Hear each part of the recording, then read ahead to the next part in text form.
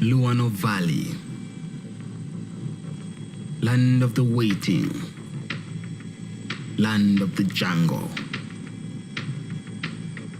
Luano Valley is situated in the heart of central Zambia, 130 kilometers from Kabwe town and 149 kilometers from the capital city, Lusaka. Luano covers a surface area of 9,643 square kilometers divided into the valley and the plateau.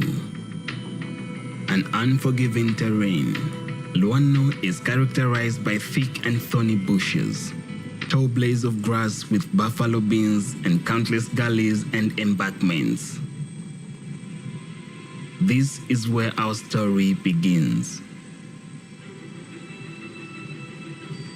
April 2013. The 4th Task Force on Operation Kusakwila landed in Chimika village in Chief Chambers area, dressed like the locals. Some of the troops had been there before, but this time it was different. For nearly 7 years, the infamous trio of bandits, popularly known as the Mailoni Brothers, have terrorized Luano Valley, committing gruesome acts of violence, banditry, and the cold-blooded murder of 12 victims. Fancying themselves chosen, they referred to their criminal acts as the War of Armageddon and were thought to be unstoppable. But this was about to change.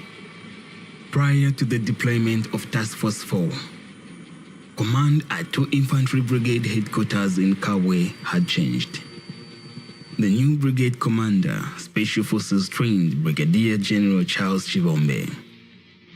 Brigadier General Chibombe was determined to bring the Mailoni episode in Luano to an end. So when it became apparent that it was going to be a problem, our reaction was not quick enough. We gave the chaps time, in which to consolidate themselves, which we shouldn't have done.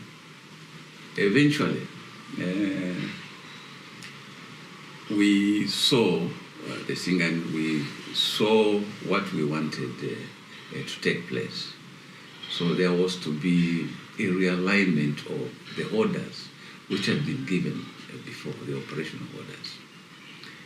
We changed, so that it became robust for us to move in. In commando, there is what we call pseudo operation. Pseudo operation involves you adopting the tactics of the enemy. So I told basically, from now, I want you to adopt the pseudo operation. And if you adopt that, you will see that this operation within a short time to come to. Then I gave them what I wanted. Firstly, I said, I want you to keep your hair. Keep your hair, keep your mustache, no wearing of combat. Because what was killing us was that the patrols will go there in combat. The Mailoni Brothers will see them 5-10 kilometers away because it's a hill place. So they would see them, so they are the soldiers. As the soldiers are coming, the Mailoni Brothers will go somewhere else. So I said, shed off your combat. I don't want to see you in combat. I want you to keep your combat away. I don't want to see you in your boots. Make what we call Nkwabiro from tires. Yes. And that's what the Mailoni Brothers were wearing, including the locals. Then I don't want you to wear smart clothes. No. I want you to be in tattered clothes.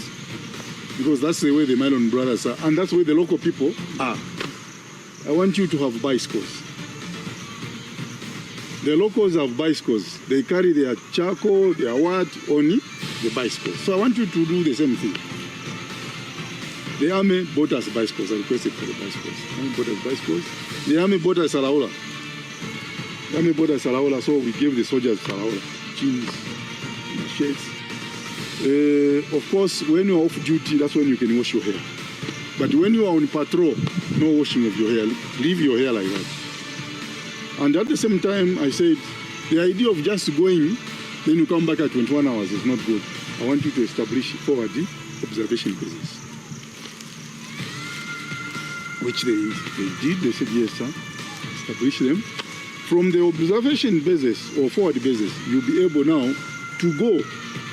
If it's 3 days, you remain for 3 days there and you check your area and come back. Later on, another group was in the other camp. So it went on. And I said, this is what we should do. And for sure, things started changing. With the new orders, troops set out to establish camp in the heart of the valley by Major Mpezele, also Special Forces. Many of the troops were new recruits, excited at their first deployment and with youthful bravado that was sure to yield results. So when we came into the mission, for us as the young soldiers, it was a new experience because it was the first time that we were going out on an operation. But again, we had a lot of odd soldiers, so to say, who accompanied the camp. So they would tell us to learn from them, because some of them were going there for like the second time, the same operation.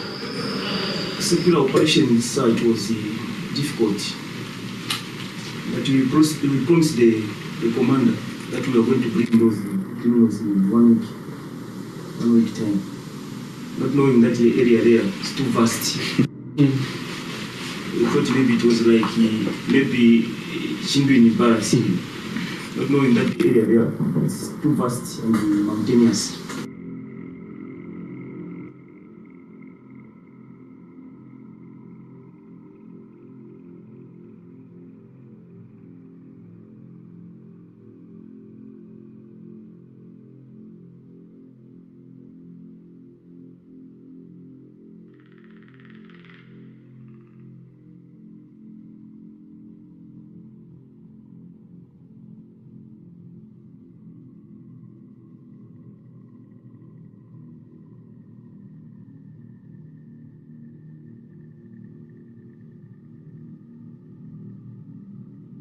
My unit was ordered to prepare a company to take over this operation.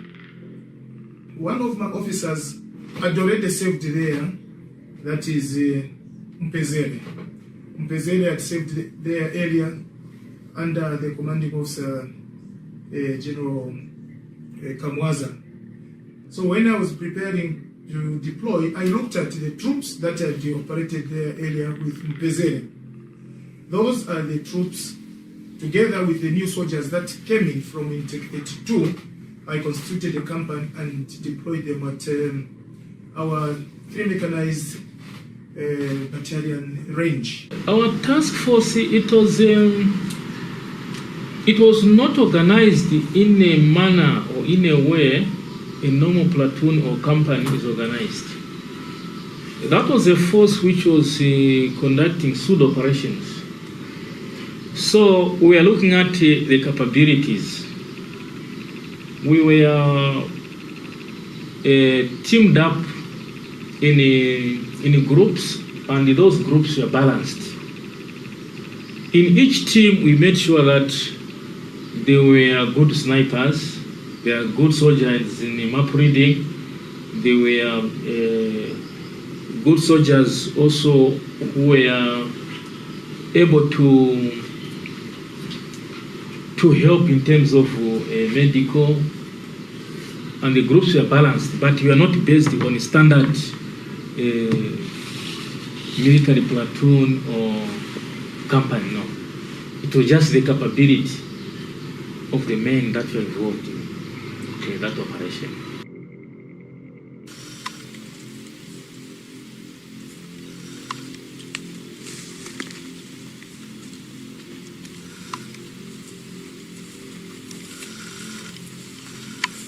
So what we did, we quickly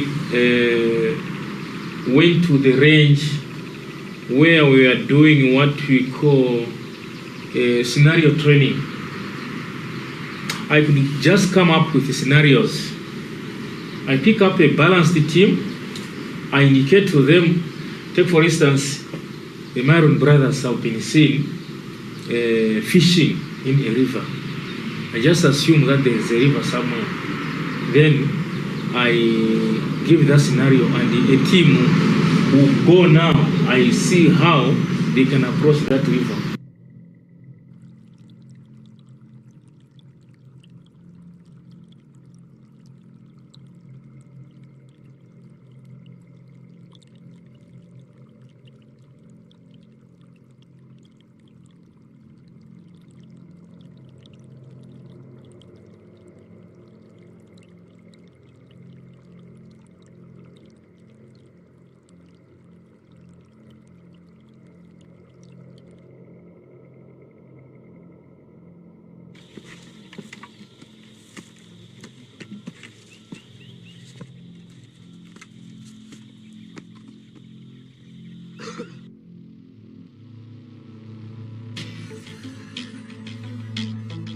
After moving for days, troops finally arrived at the forward base in the village at the center of Luano Valley. The village, once used before, was strategically located to allow for long-range patrols that could cover most parts of the valley and parts of the plateau.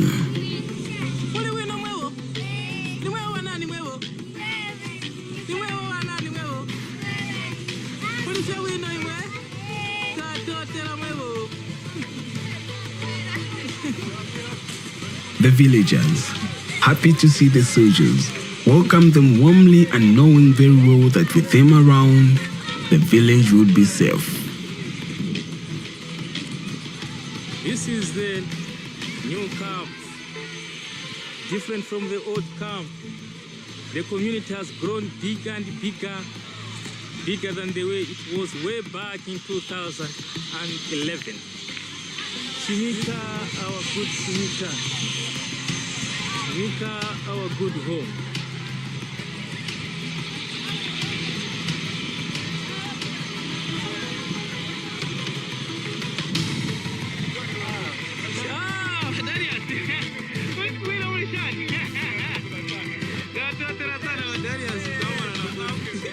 Okay. Sure.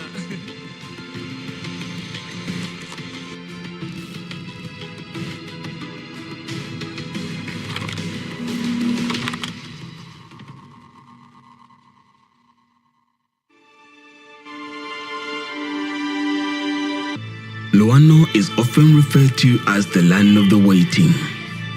It is said that life in Luano is so simple that even a lazy but patient man can survive.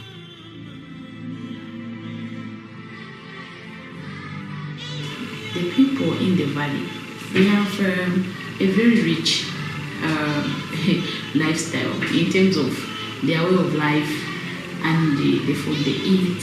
Where they stay, of course, we can't say that they are really cut off from the rest of the community because it's a sunken place. But essentially, Luano Valley is very expansive and extensive as well. So the lifestyle of the people there being followed, because they follow, the settlements are along the Musemfa River. Because the Musemfa River is very rich in marine life or water life, you find a lot of fish there, they do a lot of fishing. So one of their livelihoods is around fishing. And then it's rich in game. The people in the valley are hunters because they live with game. So they have a lot of hunting skills. When you are born as a boy in Luano Valley, you are growing up. Those are the things that they pay attention to. You got to know how to hunt, how to trap animals, how to kill using spears, that is, of course, animals, and also how to fish.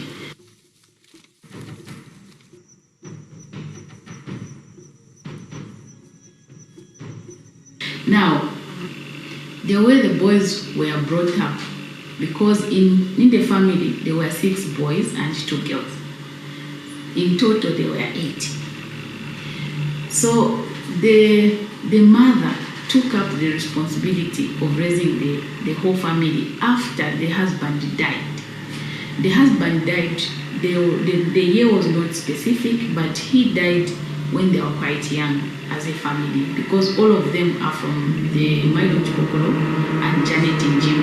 Janet and Jim is the mother to the Mailoni Brothers. So they grew up with the mother, and one aspect that was coming out strongly, this unusual congregation around the mother. They congregated around the mother so much that it became like even leaving her to go and become part of the community at a later stage became very difficult. The other boys were kind of mild and not as vicious as Tunda, but they had this common theme of brotherhood. If you start a fight with one of the Mailoni brothers, you have started a fight with the rest of them.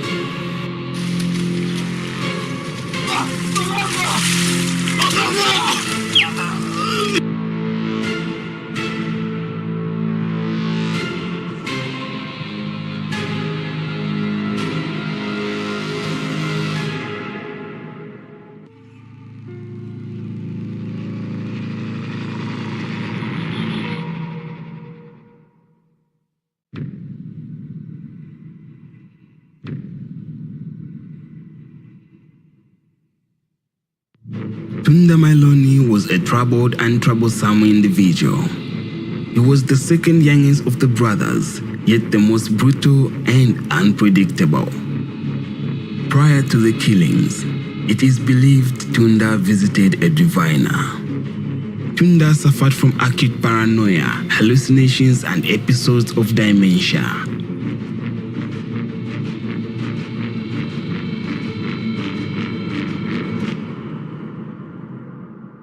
As Tunda's condition worsened, he began imposing rules on his brothers. Tunda introduced mandatory fasting, and the brothers would go for days without food or water, singing religious hymns. Mixing with the locals was forbidden, as was wearing anything red.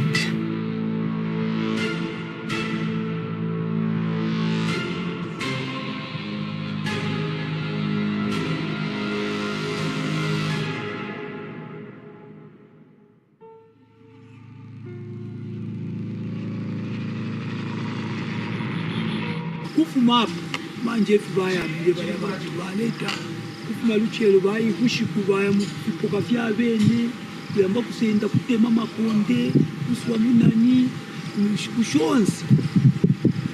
So manje pa 27 May 2007 so ba Solomoni ba Roy Mondo ke bali mukwikela okwo kunchende efe bayandikwa ti awo mwe bantu limbi abantu tufulunga napye efe bayire kuba byashibanga abantu bashitimbi tubeka ti abalema kwati mpondi mtunga watu wa kuchainama so that kulia banga wapela kulimbi muti. On 21st May 2007, a group of 39 villagers mobilized against the brothers armed with stones, spears, machetes, and muzzle loaders. However, despite being outnumbered 10-1, the villagers were unable to subdue the brothers, and what followed was the death of the brothers' first victim, Mr. Roy Mondoka.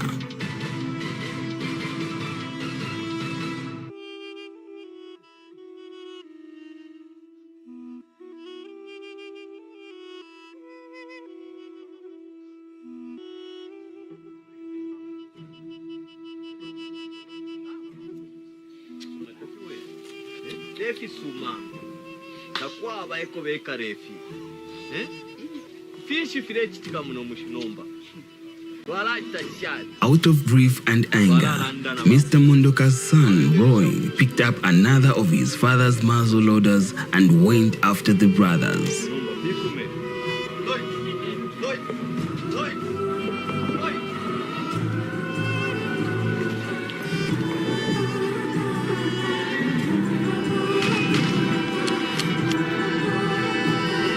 It was Roy that was the first to have a clear shot at the brothers and fired an aim shot at Sunday, killing him where he stood.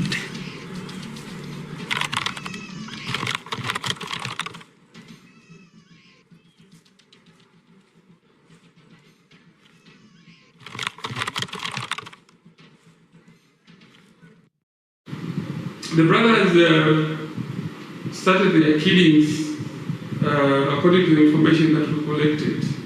Their first victim, Mr. Mondoroka, was killed in self-defense. And knowing that they had killed someone, they had to run away from justice, go in the bush. And to survive, they now started attacking the villagers, and some of them killing them. There are a number of them that survived their attacks, but those that they killed, we find that they actually would use their spears, and the victims would be stabbed not less than 14 times. There's also a list that they had of those that they would have killed. And when they kill their next victim, they would go and record it. And say, we have killed this person, he is the fourth one, for example. Meaning that there was a list that they were following.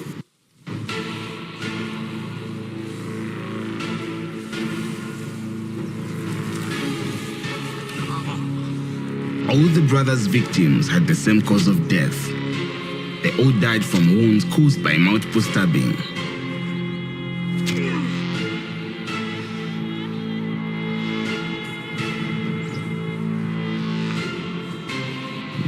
Now, in their write-ups, you find certain consistencies. For example, witchcraft. They hated witchcraft. And so they would always refer to biblical verses that had to do with witchcraft and how God hates witchcraft. They also hated adultery, fornication.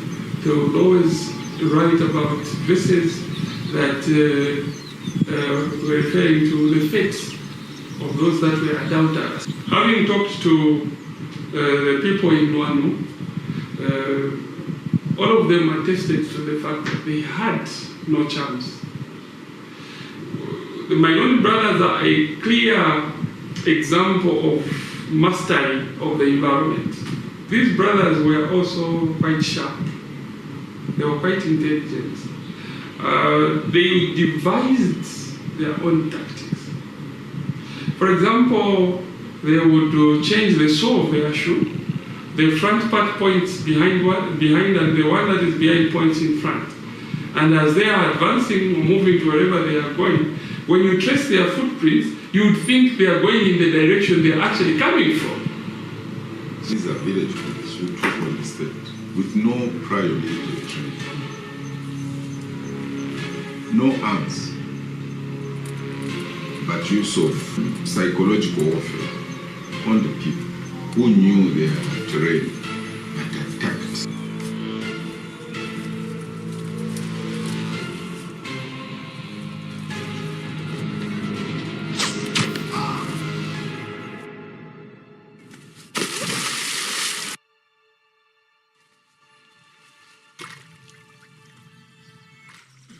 The brothers settled around the river and used their spears with lethal precision and deadly accuracy. They always seemed to be one step ahead of the law enforcers. I want to say that it was quite a tedious operation.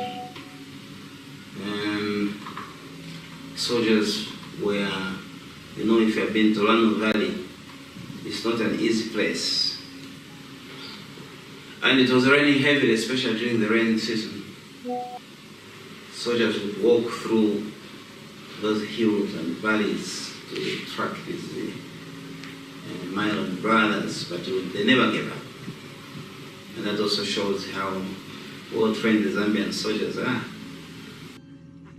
So Noroba bambire benatunda ninshine ndiku skoro kuchiromba soro naire mu 2007 unapwishe mu December leo nasangira timi karire kujana ichinja takuri kwenda mari endere we are not the people are not free to move so eso naire kwa kumishina na ikara twakere pia twindoro ko fetu kubayipa na twikara nomba yo cyashire kira mu nomba abantu nomba yero bafumye nomba kwati fetu walaikara across to the other side of the river china headman na abantu bagwe babuka kai kuja kuko walaikara ekwa ali same area ya benatunda so twaliti na maybe one day wala tuliza mungu tuchita attack ya kuna point so bonse kuja twali kukatwali ya the other side of the river muri ba headman table so kulia kulingana ni kadle abantu tabari free nimyendere imiri mine yonse yari problem kaya abantu bareti na tinga ba kumabara imbe na tunda bara basanga bara bepa as a result kwari kwarebe nsala kai people tabari ba free kuti bari me kuti uredi me ule chobana kunu maybe na best.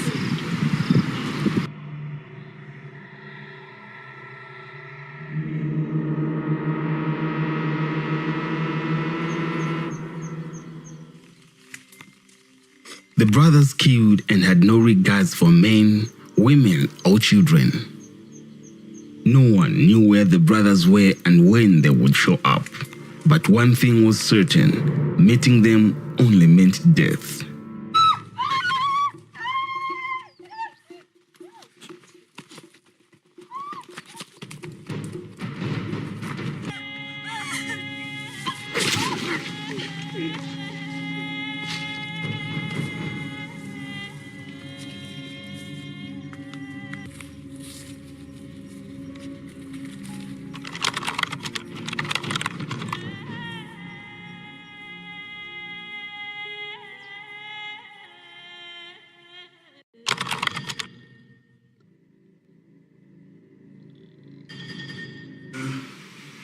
When I was being appointed as the commanding officer for 3 mechanized infantry battalion, that was the time actually the Mailoni Brothers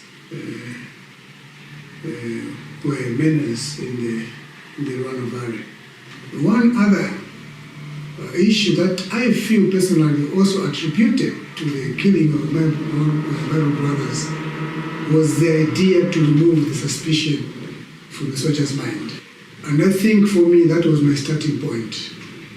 I realized that because of this superstition they had, it was not going to be very, they are not going to perform very effectively in the field, because they believed that these guys were using juju. In actual fact, there was no juju involved.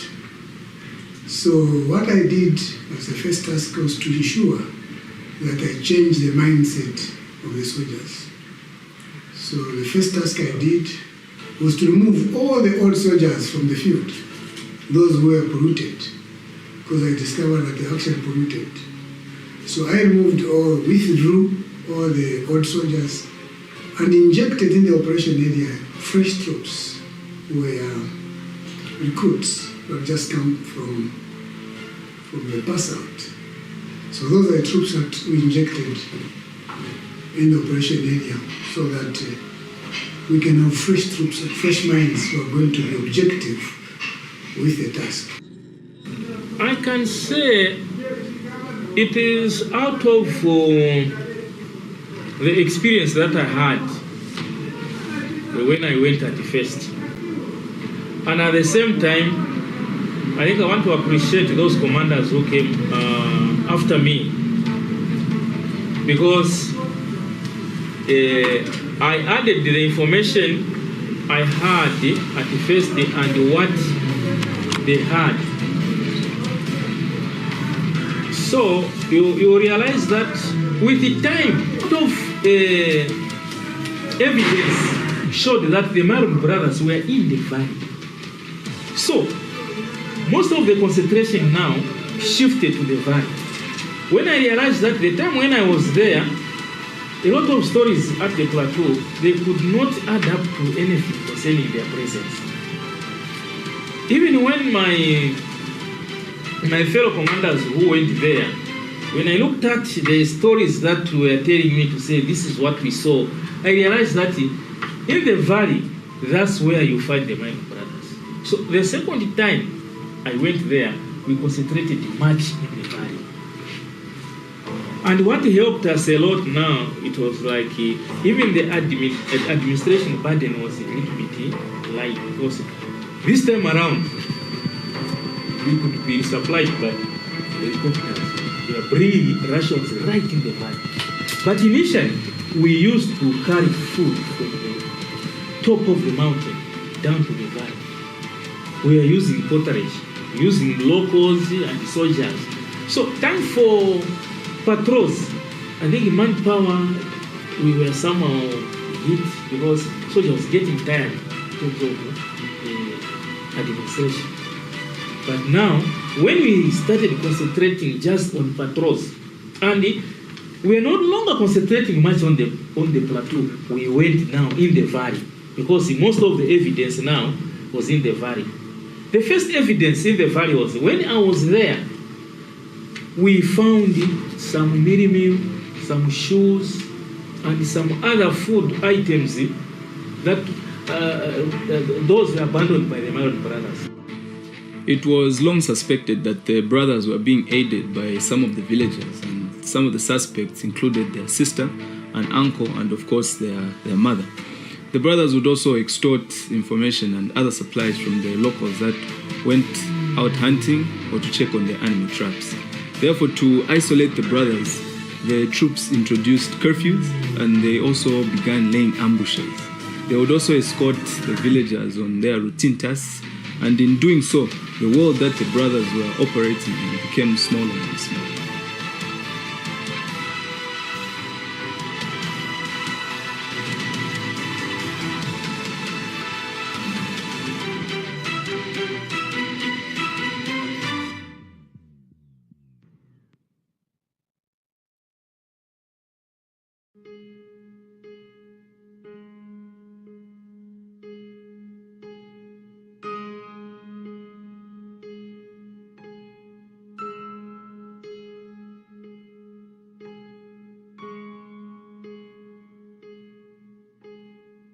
We discovered that they lived a semi-nomadic kind of life.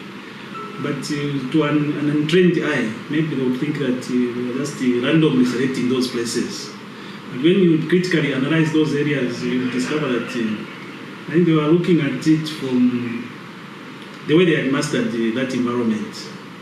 And that was the reason why it was very difficult, even for the military personnel and the police to get them. That is the reason why some people are thinking that maybe they were using charms to disappear and reappear in certain areas. But I think it all boils back to the use of terrain. There was no witchcraft. The chaps were just well trained. They knew what they were doing. You know, as to witchcraft, no, there was nothing like that. On the day that the brothers were gunned down, some of the locals had requested for escort to go and check on their animal traps. The troops had moved for close to 6 hours from the camp, which was at Chimika, to River Mwalala, where actually the brothers were discovered.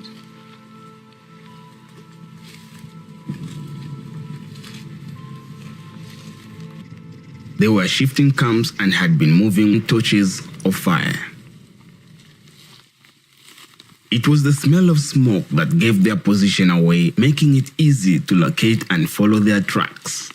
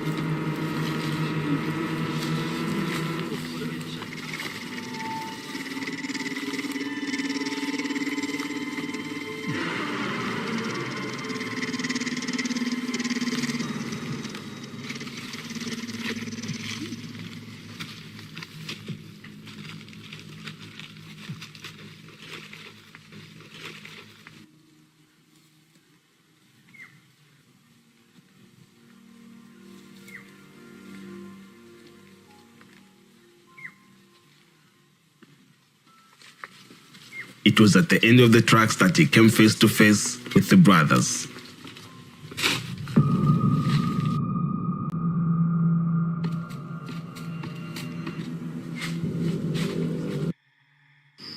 I think for one thing, I knew that I couldn't outrun them.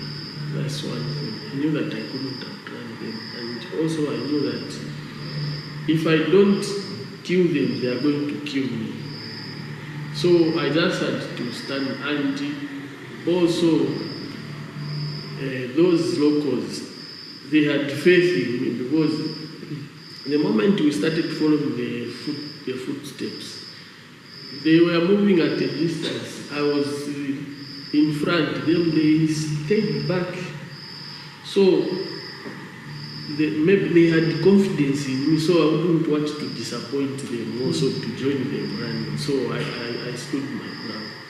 That's why I stood my ground. Seeing the soldier, the brothers immediately charged with their spears in hand. With the lives of the locals at risk and unable to stop the brothers in any other way, Private Shapila had no option to fire.